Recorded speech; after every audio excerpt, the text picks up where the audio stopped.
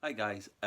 So as you know, Mrs. Brown, well, as Year 7 know, Mrs. Brown has launched a reading challenge, and it's for Year 7 over Christmas. Now, myself and my colleagues in the English department thought, well, actually, Christmas is a really good time for everybody to read and explore books and really have that time to take stock and catch up on your reading. So what we'd like to do is just talk to you about 5-10 minutes and just go through some recommendations and challenge you all, staff and parents included, to have a bit of a read over Christmas. So what I'm going to do is I'm going to talk to you in terms of Key Stage 3, Key Stage 4, Key Stage 5, staff and parents, and just suggest a few books that we think you might like. Okay, so let's begin with Key Stage 3. Christmas is a time when often people go to the cinema, watch movies, watch films. Of course, we can't go to the cinema anymore at the moment. Fingers crossed that will change soon. But what I actually thought was, oh, well, that's a good chance to sort of like fill a void. And you can fill a void by some absolute amazing heroes and amazing action adventure stories that you'll find in books. So I've got 3 books here, all of which are involve heroes, and all of which, and I didn't plan this at all of which have young in the title. You'll have heard of all of them. So the first one is Young Samurai, Young Bond, and Young Sherlock. So if we start with Young Samurai, this is by a guy called Chris Bradford. Now Chris Bradford is going to do an online event with us in Year 7 after Christmas in January. So it would be really good if the Year 7s have read at least one of Chris Bradford's stories. And these are really exciting, action-packed, got ninjas, samurais, set in feudal Japan. It's pretty much everything that you want from a book, and it'll really see you through Christmas. Similarly, Young Bond, I think we all know how much I love James Bond, and this is a great reimagining of what Bond would have been like when he was a boy. And it's quite a cool thing because the James Bond, the literary James Bond and the film James Bond, we don't really know an awful lot about him as growing up. And what Charlie Hickson does is he kind of fills in some of these details. So it's about his time at Eton and relationship that he has with his aunt. And of course, it's got all the hallmarks of a great Bond story, in that you've got a great villain. You've even got Bond girls in it, exotic locations, action-packed sequences, drama, death, you got it all. And there's loads of them as well. Not just by Charlie Hickson, but it's also been picked up by another writer whose name escapes me, but we have them in the library. And finally, Young Sherlock, and this is a guy, Andrew Lane, and hopefully, again, Andrew Lane, if World Book Day goes ahead, okay, Andrew Lane's going to come into school to talk to us. And again, I've spoken to you before about my love of Sherlock Holmes, and this is again a really good reimagining, much like the Young Bond, of a classic hero. And there's really exciting narratives again. What I like, what's really cool about these two as well is you can actually get them on the Sora app, which is as you know, is the school's reading app that we use. So it's easily accessible, and yeah. So that's my Key Stage 3 recommendations, and obviously if Key Stage 3, if and hopefully when you read them, I'd love to know what you thought of them. Okay, Key Stage 4, yes, 10 and 11 now. Brilliantly, with Sora now, the reading app is now going to is available to Year 11 and up Year 12 and Year 13. So you guys can access the reading app as well. You just need your username and the password, which will be shared with you, and it's dead easy to do and download. And of course, if there are any problems, you just let us know. So Christmas, interestingly, is often a time that we associate with ghost stories. And when I was growing up, the BBC always used to do a ghost story for Christmas. And I think possibly it stems from the fact that the most famous Christmas story, most famous Christmas novel, is A Christmas Carol, which of course involves the visitation of Scrooge from these ghosts. And I suppose that kind of the dark nights really lends itself nicely to the idea of ghosts and gothic. Now, any of my media studies students will know that I'm a bit of a scaredy cat. I really, really don't like horror films and stuff like that. But I do have a soft spot for a good, well-told ghost story. And who I think is actually the master of the craft is a man called M.R. James. And M.R. James is a short story writer, or sorry, was a short story writer. He was actually a professor in Cambridge, and what he used to do is he used to hold these dinner parties for his students, and at the end he used to tell these ghost stories. You know, it's pre sort of like watching TV or anything like that, and he used to entertain his students by telling them these wonderful stories, and they loved them. And then they asked him to, you know, he said encourage them to write them down. And so what you get is you get these really brilliant stories that are chilling and terrifying, but there's no blood, there's no guts or anything like that. It's just genuine suspense. My favourite, I'm just trying to kind of quickly go through these.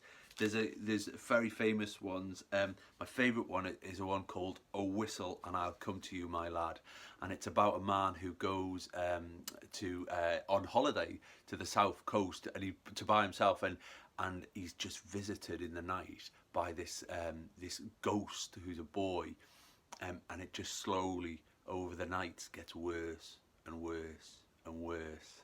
And I won't tell you what happens in the end. But these are really nice, and the short stories, so you know you can just dip in and dip out of them. So yeah, M.R. James, and again he's in our library, and he's also on Sora. So again, it's really easy to get. I've also gone for a bit of a classic, and it is one of my favourite novels, and it's a novel that my little lad at the moment is desperate for me to read to him, but I'm not sure we're quite there yet. He's only 8, and that's of course Bram Stoker's Dracula. This is where it all began. It's a great novel. It's really good. It's really interesting. It's really well told. Stoker uses lots of different styles. So he writes in letters. He writes in diaries. He writes in there's even a phonograph recording. It's a Victorian novel, so you know it's an old novel, but the way that it's written is really contemporary, really modern. The BBC did a brilliant version of Dracula last Christmas. What I would suggest is read this and then go and check out some of the versions. And of course, there's some great film versions. There's Christopher Lee's Hammer Horror. There's the Bram Stoker's Dracula from the 90s, which is a bit dodgy, but this is just brilliant.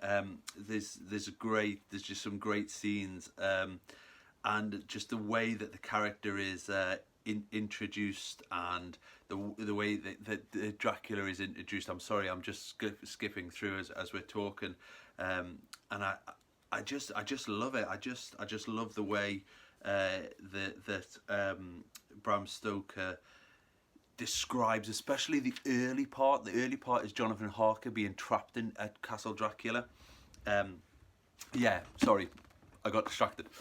So yeah, I would really recommend him. And then another master of the horror, Stephen King. Now, in the library, we have loads and loads of Stephen King, and he's great. There's the famous Stephen Kings like The Shining, Misery, Carrie, but there's also lots of other ones, and he's also a really, really great short story writer. He wrote a short story called The Body, which was made into a film called Stand By Me, and it's just a great short story. It's wonderful. It's really fast-paced and really structured well.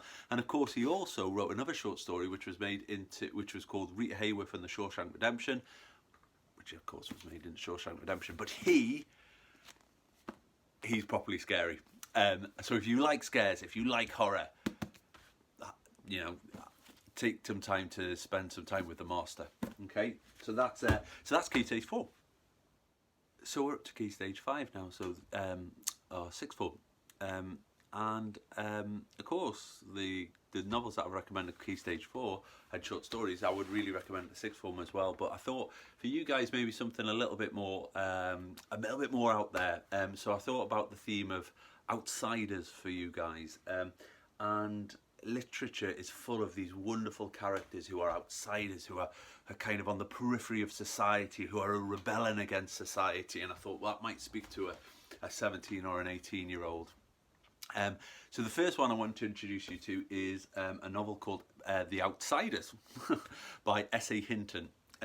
This is a really great novel. It's set in the early 60s in America, and it's about gangs, and it's about this gang, and they have the stories about their rivalry with another gang, and unfortunately things escalate, and there's a terrible piece of violence in the novel, and it's about the fallout from that, and these two characters from the gang go on the run, and it's really about how they are isolated from society and pushed away. And the great thing the thing that I really love about this novel, The Outsiders, is the world it creates. It's very much sort of early 60s. You can hear that in the music, and the clothes that they're wearing, and it's kind of like, if you've ever seen the movie Grease, it's like that, but much more violent and much more real. There's no kind of like Bobby Sox sort of singing and dancing. It's like the dark underbelly of America. It was actually made into a film by Francis Ford Coppola, and it stars. It was the early. It was the kind of the early 80s, and it has a cast which is unbelievable now. It's got like Tom Cruise in, Emilio Estevez, Patrick Swayze, and all of these guys were just starting out, and it was like their first ever film. So that if you ever get a chance to check out the film of The Outsiders, it's really worth seeing as well. Alongside that is another outsider, a wonderful character in literature called George Smiley, and he's a lead character in John le Carré books, and he the one I've chosen to show you is The Spy Who Came In From the Cold. And again, this one's about a spy, not Smiley, another spy who is given a task of going undercover, and he goes too deep undercover, and he gets caught by the Russians and all this sort of stuff. And Smiley enters at the end to sort of see if he can extricate him, the character. It's really good. If you like this, I would recommend any le Carré novel. Tinker Tailor Soldier Spy is a wonderful, wonderful novel. There's a complexity to it that I like, and what I really like about it as well at the moment is it just feels very real. You know, you've got James Bond on one side of the sort of spectrum of spies in literature, but this is a much more real, much more kind of hard exploration of the spy in literature. So yeah, The Spy Came Into the Cold by John le Carré, and again, obviously available in our library. And then finally, this is a kind of this is a great book. This is A Clockwork Orange by Anthony Burgess. It was banned. It was a banned book for quite some time, and it was made into a film by Stanley Kubrick, which was also banned. So you can immediately sense, probably from that this is quite a controversial book. It's set in the near future, and it's set in a city in the near future. The city's never named. It could be Berlin, it could be London, whatever. And it's about Alex. And Alex is a teenage, probably about 18, something like that, a teenage boy, and he has a gang again. And they kind of they kind of wander around this futuristic city looking for violence, and he then gets arrested, and they try to rehabilitate him, and it's really an exploration of the self and identity. What I love about it is written in a really, really strange voice, because it's set in the future. It's kind of like it creates this almost new language. I'll just read you a little bit because it's just to give you a sense. Our pockets were full of deng, so there was no real need from the point of view of crusting any more pretty Polly to toll chock some old Vec in an alley and viddy him swim in his blood while we counted the takings and divided by 4. Nor to do the ultra-violent on some shivering, starry, grey-haired fella in a shop and go smecking off with his guts. I mean, like, what are those words? It's great. But yeah, if you want a challenge, Anthony Burgess, A Clockwork Orange. So, a really important part of our school community, of course, is the staff and also our parents. So, the English department don't want to feel like you're missing out. So, we've got some quick recommendations for you guys too. This is a book called Where the Crawdads Sing. It's a relatively new book. It's by Delia Owens. Big seller. was on the bestseller list for a lot. It's about this town in the North Carolina coast in the 60s, and it's about a girl who lives there and is accused of murder, and she's mysterious, and she lives out in the marshes. So slowly but surely she kind of comes back into the town, and it's kind of got that very much a sort of Dear Little Lies type vibe to it, but it's really good. I love it. I love it how it's written. It's written beautifully. I did recommend it to Mrs. Smith, and unfortunately she didn't like it. But I suppose that's the joy of books, isn't it? It's sort of like one person really likes it and the other person doesn't. It would be a boring world if we all like the same thing. So yeah, so it's called Where the Crawdads Sing, and it's by Delia Owens. The other book I want to recommend, two more books I want to recommend, is called Daisy Jones and the Six. It's a great novel. Unfortunately, I don't have a copy to show you, but hopefully you'll see in a moment. I'll put it up on the screen. It's about the rise of a rock band in the 1970s, and you can see it's loosely based on Fleetwood Mac. And this character Daisy Jones is just a brilliant kind of rock chick, and it really evokes the world of the 1970s, the rock world. And it's written in a cool style. It's written in a way that it's sort of like interviews. So yeah, Daisy Jones and the Six. That's another great novel to check out over Christmas. And finally, this is one of my favourites. It's called The Art of Fielding by Chad Harbach, and it's set in a university in America, and it's about a boy who goes to this college, and he goes there as a baseball star, and it's just really about, well, it's a novel about baseball, but it's not really. It's really a novel about growing up and identity and finding out who you are, and like so many great sporting novels, it uses sport, and in this case baseball, as a metaphor. You don't need to know or love or have anything to do with baseball to love this novel. Okay, thanks. So that's it. I hope you take one of my recommendations, or a few of my recommendations, and you run with it over Christmas. As I say, you can access things from our library this week, or you can access things via Sora, or you might even ask Santa Claus to drop one of these books down through the chimney on the big day. Whatever you do, I really do hope that you do pick up a book this Christmas, because it's totally worthwhile doing.